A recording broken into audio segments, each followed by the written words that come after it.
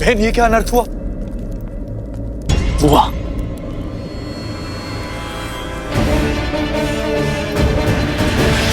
ये क्या अनर्थ हुआ?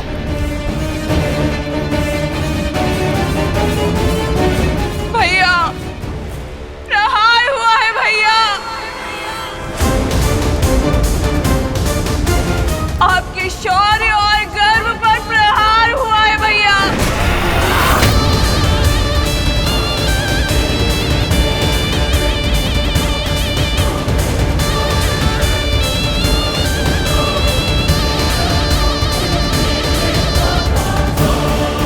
जिस बहन ने आपके लिए अपने पति को खो देने का शौक तक नहीं बनाया, देखिए उसे कैसा शौक मिला है भैया।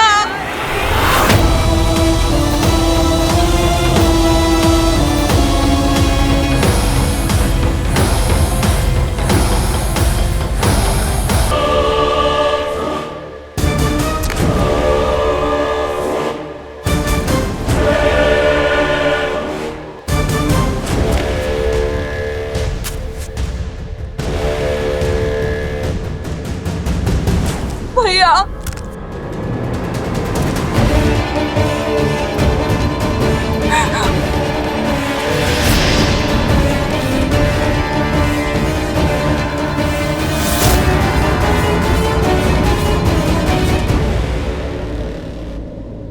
आंसू नहीं, उत्तर चाहिए मुझे, उत्तर चाहिए मुझे। वो नाम चाहिए, वो नाम चाहिए जिसने लंकेश की बहन के सम्मान और लंका के स्वाभिमान पर प्रहार करने का दुस्साहस किया है।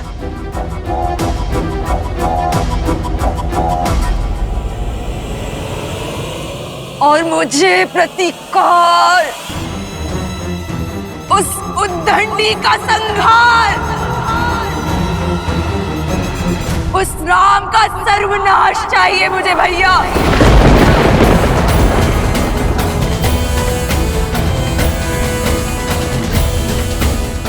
क्या दोष था मेरा, एक माँ का, जो अपने पुत्र की खोज में भटक रही थी?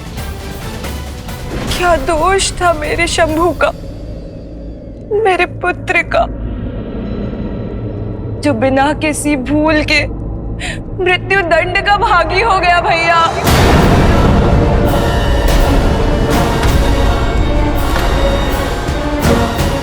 शंभू। हाँ भैया, मार डाला उन वनवासियों ने आपके लंकेश के भांजे को।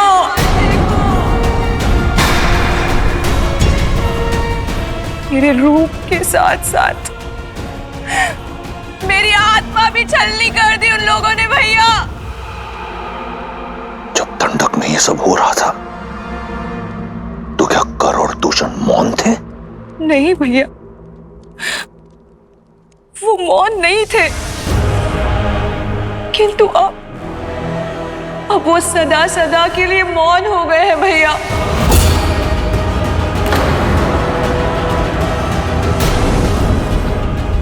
लक्ष्मण और दूषण भैया इस पाप का कारण जानने उनके पास गए तो उन दुष्ट वनवासियों ने उनके साथ साथ हमारे 14,000 असुर संबंधियों का भी संहार कर दिया भैया। राम और लक्ष्मण ने राक्षसों के विरुद्ध युद्ध का शंखनाद कर दिया भैया। और वो सीता मेरा आपकी बहन का अपमान देखकर प्रसन्न हो रही थी भैया। मुझे प्रतिकार चाहिए भैया, प्रतिकार चाहिए भैया।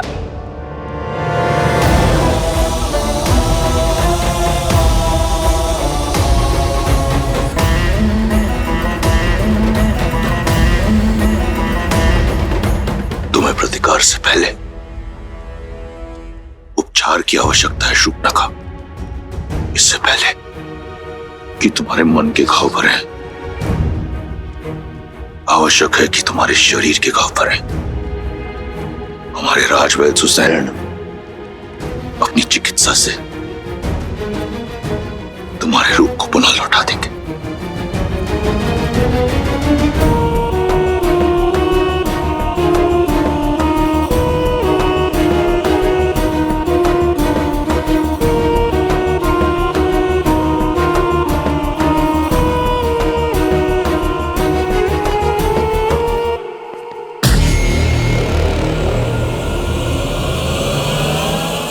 स्मरण रहे, जो इस कक्ष में बीता है उस पर कोई संवाद, कोई चर्चा नहीं होगी। मेरे बहन के इस अपमान की चर्चा अगर इस कक्ष के बाहर निकली तो उस वनवासी से पहले मैं तुम सबके प्राण हर लूंगा।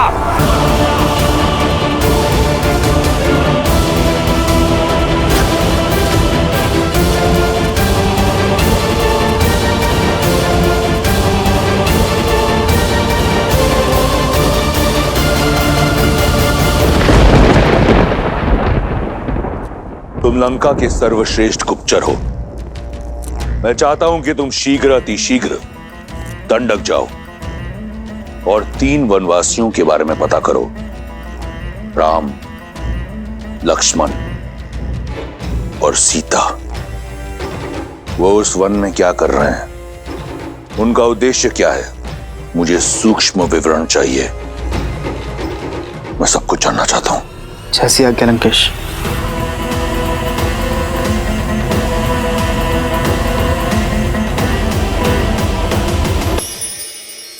आओ सीते।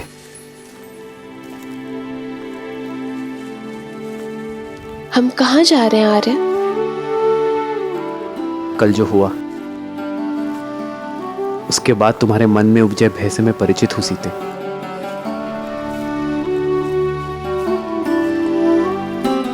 तुम्हारी प्रसन्नता कहीं लुप्त हो गई है, बस उसे ही ढूंढने जा रहे हैं।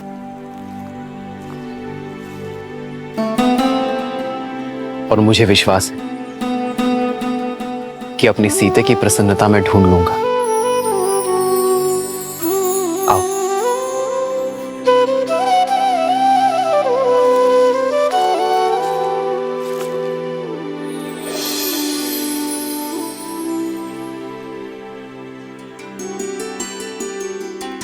प्रेम समर्पण करुणा ज्ञान से है भरा दो प्यारा नाम। जय सिया राम, जय जय सिया राम।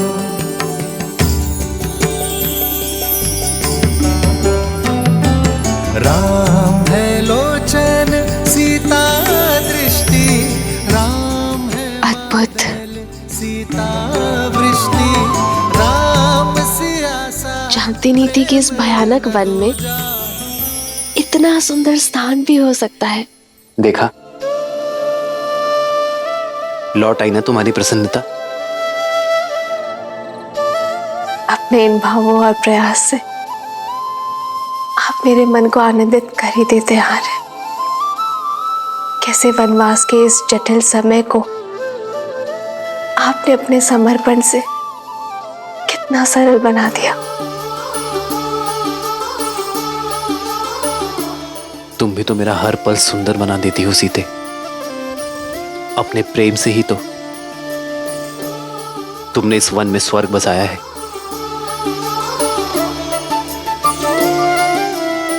मेरा ये कर्तव्य है कि कभी कभी इस ऋण को चुकाने का प्रयास करो। जन्म जन्म का और वैसे भी सीते, संगम जीवन छोटे छोटे पलों में ही तो बसता है। सीता हर क्षण भवधन भविष्य की चिंता करने से श्रेष्ठ तो यही है एक है कि हम हर पल एक समर्पण वर्तमान में आनंद को ढूंढे। है रूप तो दूजा दर्पण ठीक कहा आपने आर्य। लोचन मैं इस आज को, दृष्टि इस क्षण को, है बादल इस प्रेम को सजो लेना चाहती हूँ जीवन भर के लिए।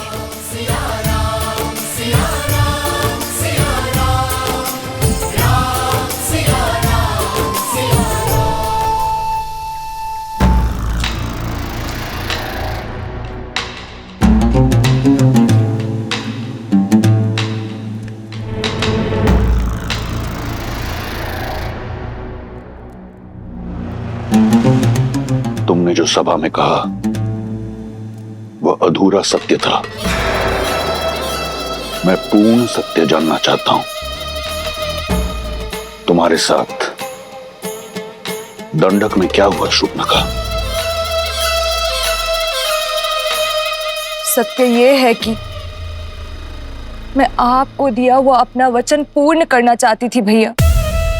संसार की हर सबसे सुंदर वस्तु का स्वामी है मेरा भाई, परंतु यदि संसार की सबसे सुंदर स्त्री उसके पास ना हो तो ये गर्व अधूरा है भैया।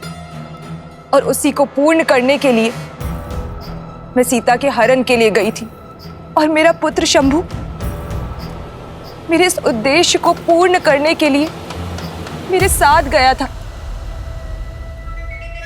परंतु उस राम ने मेरे पुत्र के प्राण हर लिए और मुझसे मेरा मान।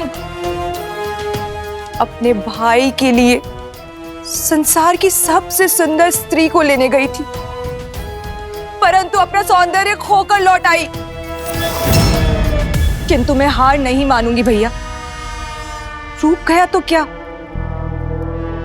परंतु मैं वचन नहीं जाने दूंगी। फिर से स्वस्थ होकर मैं फिर जाऊंगी, या तो उस राम का अंत करके सीता को अपने भाई लंकेश को सौंपूंगी, या तो फिर उसके हाथों मारी जाऊंगी।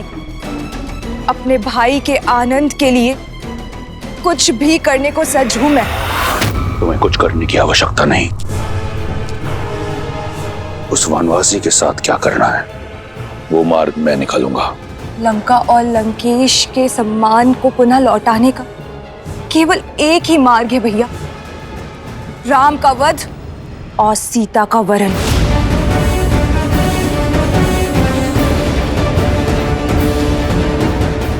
अपने बलिदानों के बदले केवल और केवल अपने भाई की प्रसन्नता चाहती है ये बहन।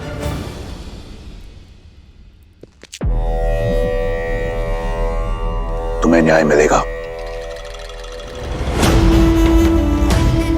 और लंका को उसके अपमान का प्रतिकार।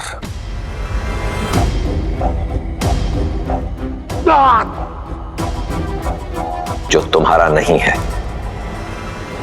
उसे पाने की लालसा छोड़कर जो है उसी में संतुष्ट रहना सीखो।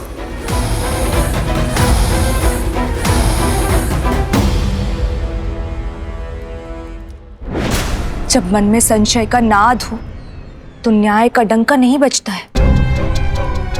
मैं जानती हूं भैया कि महादेव को दिए हुए वचन के कारण आप चिंतित हैं, परंतु अब तो वो भी आड़े नहीं आएगा भैया। क्योंकि अब आप सीता पर दृष्टि नहीं डाल रहे हैं, आप प्रतिशोध ले रहे हैं अपनी बहन और अपने वंश पे किए गए अपमान का। आपके पास उत्तर देने के लिए है महादेव को कि आपकी बहन पर जो अत्याचार हुआ है उसका दंड दे रहे हैं आप राम को, उसके प्राण लेके। एक अबला विधवा का उद्धार करने के लिए उससे विवाह किया। सीता लंका के स्वर्ण महलों में रहने के योग्य है, ना कि वन में दर दर भटकने के। सीता उस राम के योग्य नहीं जिसके तन पर ना तो वस्त्र है और ना पैरों में पादुकाएं। भैया, आप एक स्त्री को उसका अधिकार दे रहे हैं। एक स्त्री होने के नाते मुझे पूर्ण विश्वास है कि इस उपकार के बदले सीता सदा आपकी ऋणी रहेगी। हमें शीघ्र उत्तर देना चाहिए पिताश्री।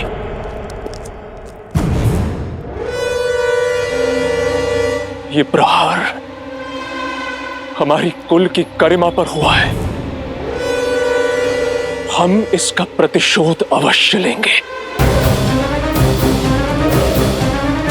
अब आज्ञा दीजिए पिताश्री, मैं अभी इसी क्षण अपनी सेना को लेकर प्रस्थान करता हूं और राम को उसके किए का दंड देकर आता हूं।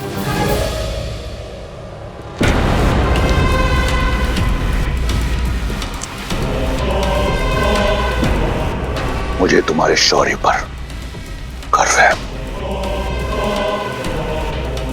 भैया, इस विषय पर हमें शांति से विचार करना चाहिए। राम साधारण मनुष्य नहीं लगते। ताड़का, महाकपाल, विराट जैसे असुरों का अंत किया है उन्होंने। उन्हें हराना सरल नहीं होगा भैया। भैया, नीति तो यही कहती कि हमें राम से संवाद करना चाहिए, उनका पक्ष भी सुनना चाहिए। नारी का सम्मान करने वाले, अहिल्या को मुक्त कराने वाले धर्मात्मा ने किसी कारणवश शूर्पणखा पर प्रहार किया होगा।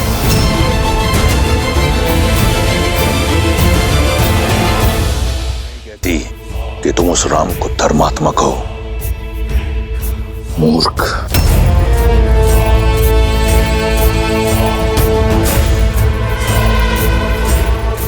स्वामी, शूर्पणखा के साथ जो हुआ उससे मैं भी दुखी और उत्तेजित हूं, किंतु मुझे लगता है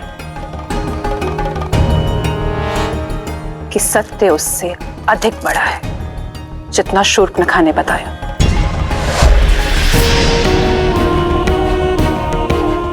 कई ऐसे प्रश्न हैं जिसका उत्तर ही नहीं है। श्रेष्ठ ये होगा कि अब सारी घटना का विस्तार से पता करें और फिर कोई निर्णय लें।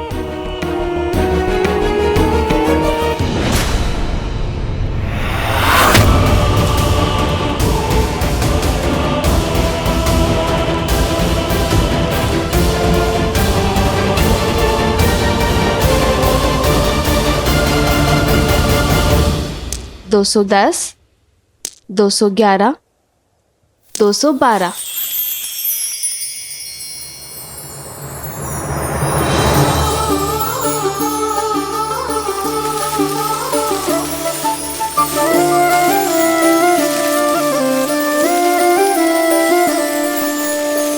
जन्म जन्म का है ये संगम, राम रतन सीता वैभव धन।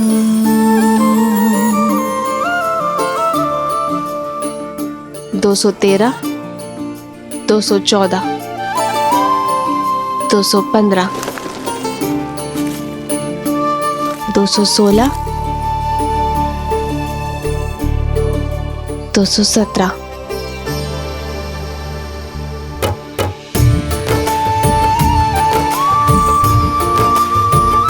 ऐसे किस विशेष कार्य में डूबी हो सीते कि इन सुंदर पुष्पों और राम को ही अनदेखा कर दिया?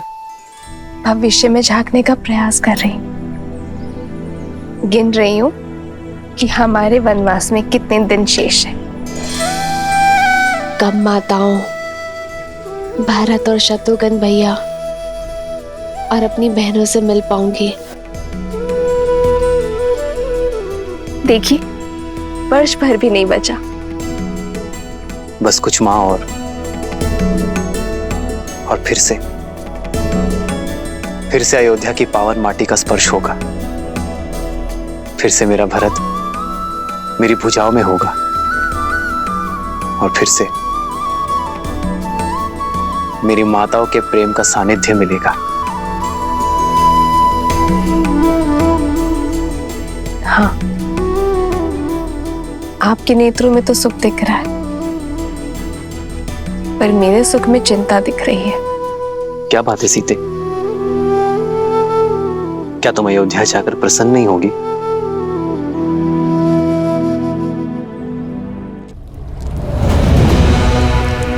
इस विशेष कार्य पर जा रहे हैं लंकेश। अचानक कहां प्रस्थान कर रहे हैं? वार शूर्पणखा की नाक पर नहीं, लंका के सम्मान पर हुआ है। लंका और लंकेश के सम्मान को पुनः लौटाने जा रहा हूं। बिना सेना के उसके विरुद्ध लड़ने जा रहे हैं जिसने हमारे 14,000 राक्षस संबंधियों का संहार कर डाला। स्मरण रहे, तुम लंकेश दशानन रावण से बात कर रही हो। वो रावण काल जिसका दास है, जिसकी नाभि में अमृत का वास है। साधारण दिव्यास्त्रों से उस तुच्छ मनुष्य ने 14,000 राक्षसों का संहार किया होगा, परंतु 14 लोगों के स्वामी के समक्ष टिक नहीं पाएगा वो। महाबली गज भी एक छोटी सी चींटी के सामने धराशायी हो जाता है लंकेश। मत भूलिए कि आपके वरदान में मनुष्यों से अभेदान नहीं है। और वो कोई साधारण मनुष्य नहीं है लंकेश। श्रेष्ठ यही होगा कि आप मेघनाथ को साथ लेकर जाइए। आखेट पर श्वान को लेके जाया करते हैं मंदोदरी, सिंह को नहीं। मैं जिस कार्य के लिए जा रहा हूं उसके लिए मेघनाथ की आवश्यकता नहीं, उस श्वान की आवश्यकता है जिसे मैंने इस दिन के लिए पाला है। तो क्या आप युद्ध नहीं करेंगे? तुम्हारी बुद्धि भय से ग्रस्त हो चुकी है। जिस पहनेपन ने मुझे रिझाया था वो कम हो गया है मंदोदरी। अपने राज्य से निष्कासित 2 वनवासियों को लंकेश चुनौती देगा? नहीं। शठे शाठ्यम समाचरेत। जैसा देवता वैसी पूजा, जैसा कर्म वैसा प्रतिकार। उस वनवासी ने मेरी बहन के सम्मान पर प्रहार किया, अब मैं उसके सम्मान पर प्रहार करूंगा। उसने रावण के विरुद्ध अपना शीश उठाया है, मैं समस्त संसार के समक्ष उसके नेत्र झुका दूंगा। उसने ऋषियों की रक्षा का बीड़ा उठाया है, मैं उसे लज्जित कर दूंगा कि वो स्वयं के सम्मान की रक्षा नहीं कर पाया। अब ये युद्ध बाहुबल से नहीं, रणनीति से होगा। आप करने क्या जा रहे हैं लंकेश? हरण, हरण।